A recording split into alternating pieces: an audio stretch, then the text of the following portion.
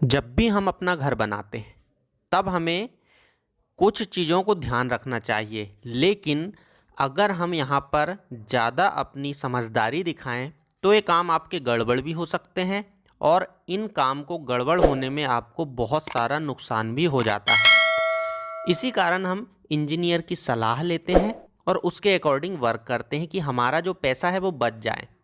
यहाँ पर मैं बताऊँगा आपको कि जो सेप्टिक टैंक है वो किस किस तरीके से बनाए जाते हैं। ये मैं बहुत सारे वीडियो में बता चुका हूँ और इसके लिए मैं आपके fibre glass, steel, RCC, brick work, ये सारे सेप्टिक टैंक के बारे में बता चुका हूँ।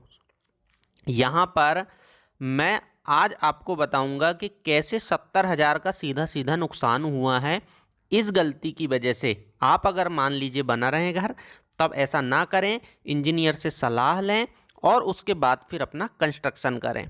सबसे पहले यहाँ पर जो कंस्ट्रक्शन चल रहा है, यहाँ की सिचुएशंस देखना ज़्यादा ज़रूरी होता है जब भी आप कॉलम बना रहे हैं, साथ ही साथ आप घर का सेप्टिक टैंक बना रहे हैं। ध्यान से देखिए, यहाँ पर जो टैंक बनाया गया है वो टैंक आपका टूट गया है। इसके क्या कारण हो सकते हैं जिसकी वजह से यहाँ पर भारी नुकसान हुआ है?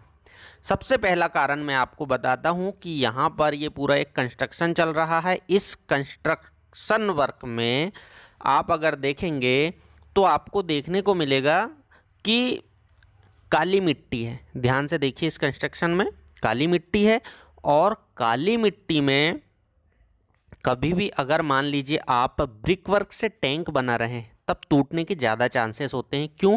क्योंकि ब्लैक कॉटन सॉइल की प्रॉपर्टी जो है फूलने वाली होती है। यहाँ पर इस मिट्टी में हल्की सी बारिश हुई, मिट्टी फूली और फूलने का कारण ये है कि यहाँ पर ये आपका टैंक जो है टूटकर बिखर गया। क्योंकि टैंक कभी भी कोई भी इस तरीके से नहीं बनाता है। अगर हम बात करें कि इसे हम कैसे रोक सकते हैं, तो पहला कारण है आपका कि आप यहाँ पर फिलिंग जो है प्रॉपर तरीके से करें। दूसरी चीज़, अगर आप कंस्ट्रक्शन कर रहे हैं तब एक चीज़ आपको ध्यान रखना होता है कि आप कौन सी मिट्टी पर वर्क कर रहे हैं। आप इंजीनियर की कंसल्टेंट लेते हैं या फिर सलाह लेते हैं, वो क्यों लेते हैं? इसी कारण कि आपका जो भारी नुकसान है वो ना हो, आपका घर जो है वो स्टेबल रहे स्ट्रक्चर वाइज, और आपकी हर एक चीज़ों को अगर ध्यान में दें तो सभी तरीके से आपका जो स्ट्रक्चर है वो मजबूत और अच्छा होना चाहिए।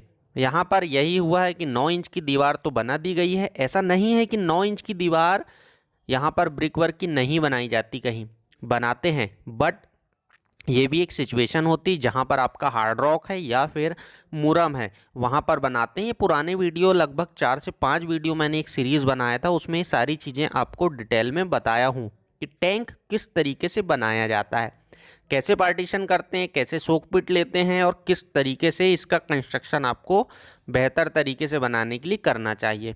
यहाँ पर यही गलती हुई है कि देखिए आप ध्यान से कि यहाँ पर जोड़ाई कर दिया गया है और वो भी सही तरीके से नहीं, और ज़्यादा से ज़्यादा इसको 2-3 दिन हुआ होगा अप्रॉक्स, और उसके बाद बारिश हो गई जिसकी वजह से पूरा आपका ब्रिक वर्क क्रैक कर गया, काली मिट्टी ने इसे बाहर कर दी। जो लोग अगर मान लीजिए तलघर बनाते हैं उन्हें भी इस चीज़ों का सामना करना पड़ता है। इस कारण अगर तलघर बना रहे हैं तब भी यह बात ध्यान रखें, यही चीज़ सेम आपके ऊपर भी लागू होगी उस समय। तो इसी कारण तलघर में हम आरसीसी की दीवार बनाते हैं। इस कंडीशन में यहाँ पर अगर आरसीसी की दीवार बनाते तो आपका लगभग 70,000 जो लगा हुआ है एक टैंक में, अप्रॉक्स मानकर चलते हैं, वो आपका बच जाता। अब यहाँ पर आप देख लिए हैं तो आप ध्यान रखें कि जब भी काली मिट्टी है तो इस तरीके से कंस्ट्रक्शन करने से बचें या फिर आप इंजीनियर की सलाह लें।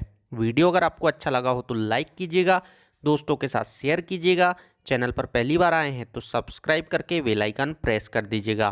थैंक यू, शुक्रिया, जय हिंद।